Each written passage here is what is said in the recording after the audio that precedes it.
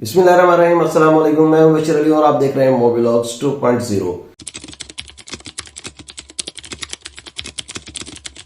अगर आप भी कनाडा जाना चाहते हैं और कनाडा जाकर एक अच्छी जॉब करना चाहते हैं, वहां पर वर्क परमिट लेकर रहना चाहते हैं, पीआर लेना चाहते हैं और उसके बाद नेशनल होना चाहते हैं, वहां पर एक अच्छी लाइफ गुजारना चाहते हैं और अपने बीवी बच्चों का मुस्तकबिल सिक्योर करना चाहते हैं और अपने बीवी बच्चों को एक अच्छी लाइफ देना चाहते हैं, लेकिन आपको ये समझ नहीं आ रहा कि आपने कनाडा में कौन से प्रोविंस में जाना है या कौन सी टेरिटरी में जाना है या कौन सी सिटी में जाना है या कौन सा प्रोविंस और उस प्रोविंस का कौन सा ऐसा प्रोग्राम है जो आपके लिए बेस्ट है। क्योंकि कनाडा में बहुत से प्रोग्राम्स हैं, हर तकरीबन 13 प्रोविंस टेरिटरीज हैं और जिसके सेपरेट प्रोग्राम्स हैं और फेडरल के अंदर सेपरेट प्रोग्राम्स हैं। बहुत सारे स्ट्रीम्स ऑफ प्रोग्राम्स हैं इमिग्रेशन के और वर्क परमिट के रूट्स हैं। तो अगर आपको समझ नहीं आ रहा कि आपने क्या करना है, आपके जहन में हजारों लाखों सवालात घूम रहे हैं और आपको समझ नहीं आ रहा कि आप वो सवालात किससे पूछें, कहां से उसके जवाब हासिल करें, तो उसके लिए एक बहुत ही जबरदस्त ऑप्शन है और वो है वर्चुअल जॉब फेयर या इमिग्रेशन फेयर। ये वर्चुअल जॉब फेयर, पहले मैं आपको बता दूं कि होता क्या है या होते क्या है। वर्चुअल जॉब फेयर्स के अंदर ऐसा होता है कि एक जॉब फेयर या सेमिनार मुनक्किद किया जाता है जिसको आप अटेंड कर सकते हैं। आप पहले उसके अंदर अपनी रजिस्ट्रेशन करवाते हैं, आप रजिस्टर हो जाते हैं और ऑनलाइन इंटरनेट के थ्रू, अपने मोबाइल या लैपटॉप के थ्रू या डेस्कटॉप सिस्टम के थ्रू, और उसके बाद आप जिस डेट को सेमिनार या वो प्रोग्राम होता है या जॉब फेयर होता है उसको अटेंड करते हैं। अच्छा, उसके अंदर आप क्या क्या कर सकते हैं वो आपको डिटेल से मैं बाद में बताता हूँ।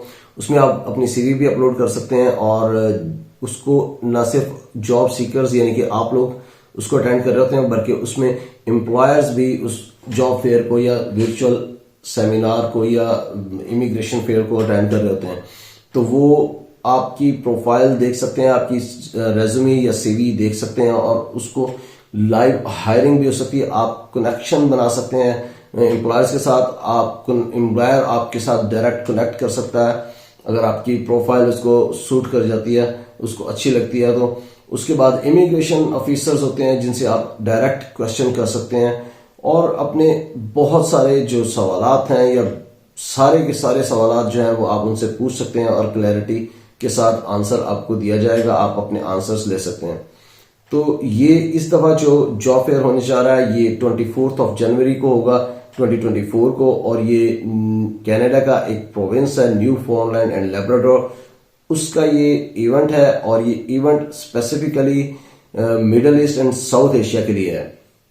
तो ये बेस्ट इवेंट है आप लोगों के लिए ज्वाइन करने का। अभी 1 महीने से ज्यादा टाइम रहता है और मैं आपको ये इसलिए इन टाइम बता रहा हूं ताकि आप अभी से इसकी रजिस्ट्रेशन करवा लें।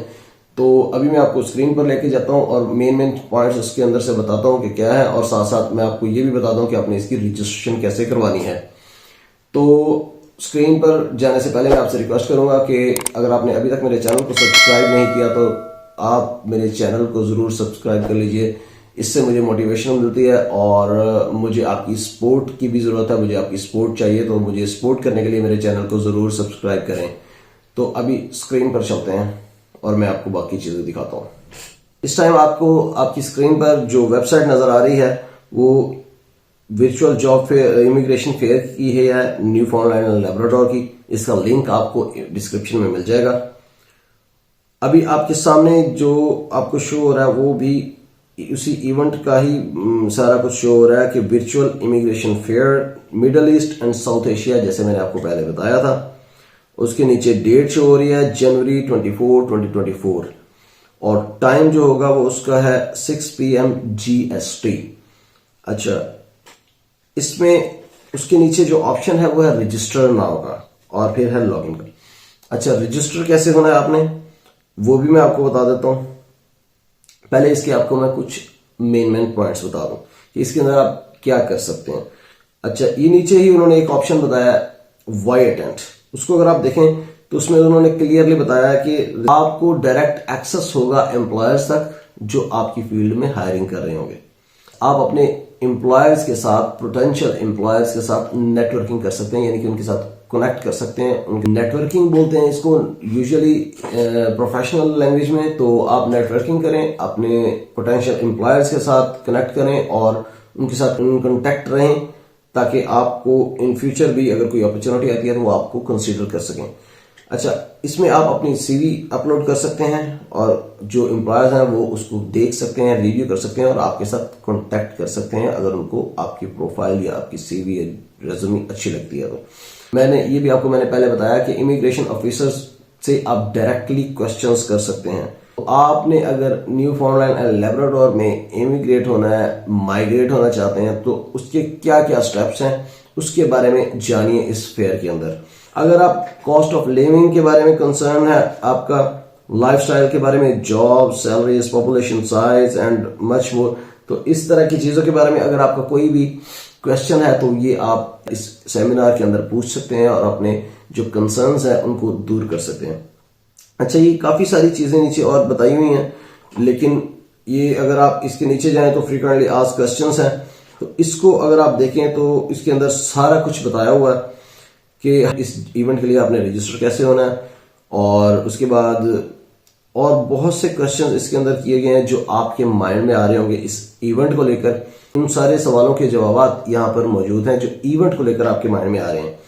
अच्छा, इसके अलावा क्या है हमारे पास? इसके अलावा जो मेन चीज है वो है रजिस्ट्रेशन, और अभी हम चलते हैं रजिस्टर नाउ पर और मैं आपको बताता हूँ कि आपको क्या करना है रजिस्टर होने के लिए। तो अभी मैं क्लिक करता हूँ रजिस्टर नाउ पर।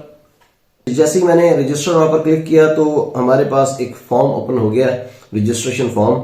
अच्छा जी, पर्सनल इंफॉर्मेशन हेडिंग है और उसके बाद उसमें है क्या, फर्स्ट नेम आपने देना है, लास्ट नेम देना है, ईमेल एड्रेस देना है।